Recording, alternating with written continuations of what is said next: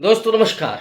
आज 19 तारीख है और अपने पूर्व निर्धारित ऐलान के अनुसार अखिलेश यादव आज आगरा पहुंचे। अपने सांसद रामजी लाल सुमन के आवास पर उन्होंने मुलाकात की और समर्थन दिया।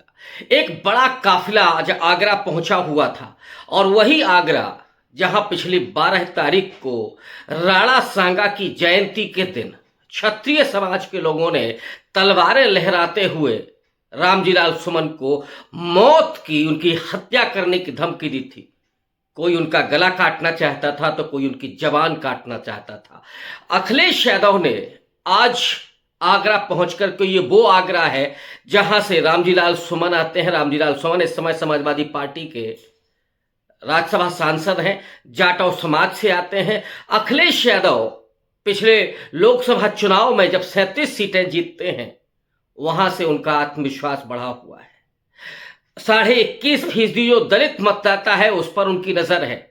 इसके पहले उन्होंने पासी समाज के अपने एक नेता को, जो अयोध्या से चुनाव जीत करके गए थे, उनको लगातार अब ब्रांडिंग के जरिए लोकसभा में, संसद में नरेंद्र मोदी और अमित शाह, योगी आदित्यनाथ, इन सबको चिढ़ाने के लिए एक तरह से कि हमने उसी अयोध्या में तुम्हें पटकनी दी है जिस अयोध्या आंदोलन के बल पर भारतीय जनता पार्टी यहां पर पहुंची हुई है। और उन सांसद को जो पासी समाज से आते हैं, उसमें उन्होंने अपनी गहरी पैठ बनाई है। और अब रामजी लाल सुमन के जरिए जाटव समाज, जो सबसे ज्यादा उत्तर प्रदेश में है, 10% से ज्यादा आबादी है, यानी दलितों में 50% से ज्यादा जाटव समाज है, उसके एक नेता को अखिलेश यादव जिस तरह से आज प्रोटेक्ट कर रहे हैं और डंके की चोट पर एक बड़ा मैसेज अखिलेश यादव दे रहे हैं। और अखिलेश यादव वो जिसकी राजनीति, जिन पार्टी की राजनीति,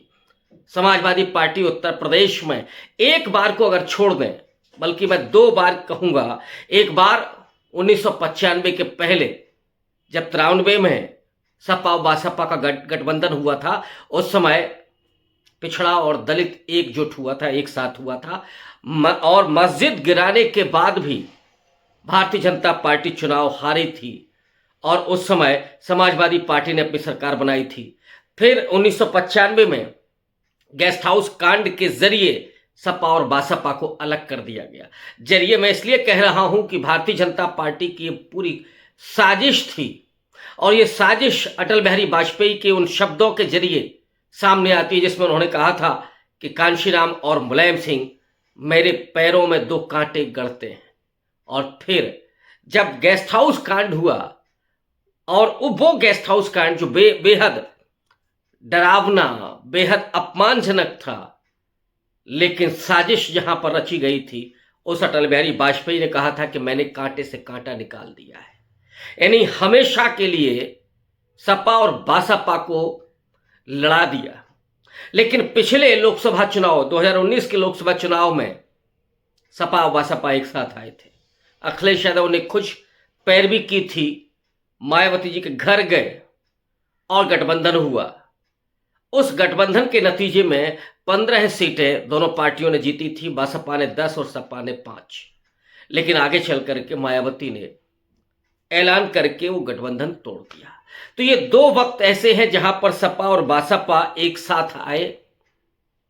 लेकिन 2019 से 1995 के बीच की जो राजनीति है, वो दलित बनाम बासपा की जो राजनीति है, वो दरअसल 2 जातियों के द्वंद्व में भी तब्दील हो गई थी। कभी सपा का समर्थक बीएसपी को नहीं पसंद करता था, कभी बीएसपी का समर्थक सपा को नहीं पसंद करता था। लेकिन अखिलेश यादव ने पिछले लोकसभा चुनाव में जो सूझबूझ का परिचय दिया, उन्होंने 2 ऐसे लोकसभा क्षेत्र जो सामान्य थे, वहां पर 2 दलित कैंडिडेट को उतारा। एक अयोध्या की सीट और दूसरा मेरठ की सीट। अयोध्या सीट वो जीते और उसके बाद पीडीए फॉर्मूले पर वो आते हैं और लगातार उन्होंने मैसेज दिया कि अब वो दलित, पिछड़ा और माइनॉरिटी, इन तीनों समाजों की राजनीति कर रहे हैं। ये वही फॉर्मूला है जिसे कांशीराम जी 15 और 85 की राजनीति कहते थे। लेकिन समाजवादी पार्टी उसके बावजूद ये विश्वास नहीं पैदा कर पा रही थी, खास करके दलित समाज में, कि वो उनकी नुमाइंदगी करती है। क्योंकि दलितों के मुद्दे पर अखिलेश यादव कभी भी मुखर नहीं रहे। मुखर तो मायावती भी नहीं रही, और यही वजह थी कि वो नॉन जाटो दलित बीजेपी के साथ ज्यादा शिफ्ट हो गया था इस दरमियान। हालांकि पिछले 2 इलेक्शन में समाजवादी पार्टी को पासी मतदाता मिला, जाटो समाज बीएसपी के साथ इंटैक्ट रहा। लेकिन इस बार जो अखिलेश यादव रणनीति बना रहे हैं उसमें वो समूचे दलित को क्या जोड़ने की कोशिश कर रहे हैं। अभी 2 जातियों को तो सीधा मैसेज देते हुए वो दिखाई पड़ रहे हैं। जाटो समाज के लिए रामजीलाल सुमन को उन्होंने खड़ा किया, राज्यसभा में भेजा।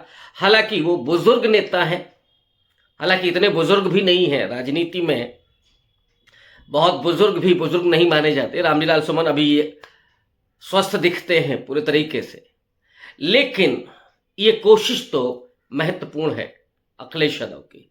और अब जबकि वो दलितों के मुद्दे पर मुखर होने लगे हैं, पिछली कई घटनाएं हुई जिसमें अगड़ी जातियों के लोगों ने जो दलितों को या बाबा साहब अम्बेडकर के चित्र पर जो अपमान किया, उसको लेकर के अखिलेश यादव के बयान भी आए।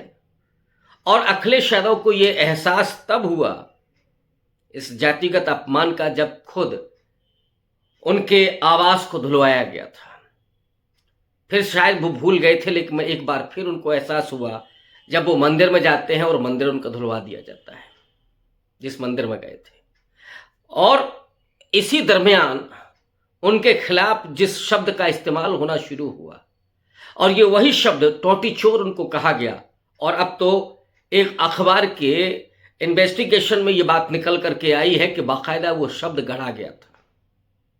ये ऐसे शब्द हैं जो दलितों और पिछड़ों के लिए ही गढ़े जाते हैं, अपमानजनक शब्द। और अखिलेश यादव को भी टोटी चोर लगभग घोषित कर दिया, और इतना कर दिया कि दिल्ली की मुख्यमंत्री जो अब माफी मांग चुकी हैं, वो तक अखिलेश यादव को टोटी चोर के रूप में पहचानती हैं। लेकिन यही अखिलेश यादव जिन्होंने आज जो आगरा कारवां लेकर के गए और जो समर्थन दिया और सीधा आरोप लगाया, सीधा हमला बोला योगी आदित्यनाथ पर कि जो करणी सेना का हमला था राणा सांगा के मुद्दे पर, औरंगजेब के मुद्दे पर, इतिहास को किसने उखाड़ा? भारतीय जनता पार्टी ने। औरंगजेब को लेकर के कटु टिप्पणियां और उसे मुसलमानों के साथ जोड़ा, जबकि सच्चाई राजाओं से समाज को नहीं जाना जा सकता।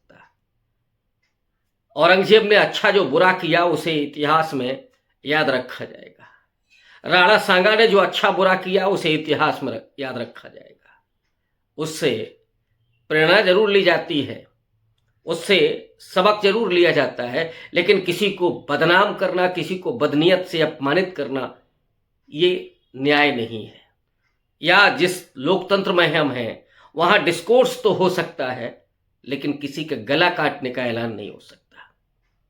अब जरा सोचिए कि संविधान के रहते हुए जब इस तरह के ऐलान होते हैं, और ये ऐलान जरा समझिएगा, जिस तरह की तलवारें लहराई गई उत्तर प्रदेश में, आज इल्जाम लगाया अखिलेश यादव ने कि ये बाकायदा मुख्यमंत्री और उनके सलाहकारों, उनके मीडिया पर्सन्स के संकेतों पर यह हुआ, उस साजिश के तहत हुआ, उनको आर्थिक मदद तक दी गई।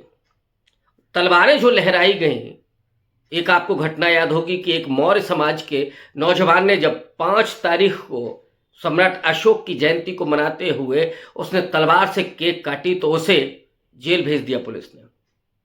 लेकिन जहां हजारों लोग तलवारें लहरा रहे थे, दलितों को, मुसलमानों को, पिछड़ों को डरा रहे थे, उन पर कोई एफआईआर नहीं होती है, उन पर कोई मुकदमा नहीं होता है।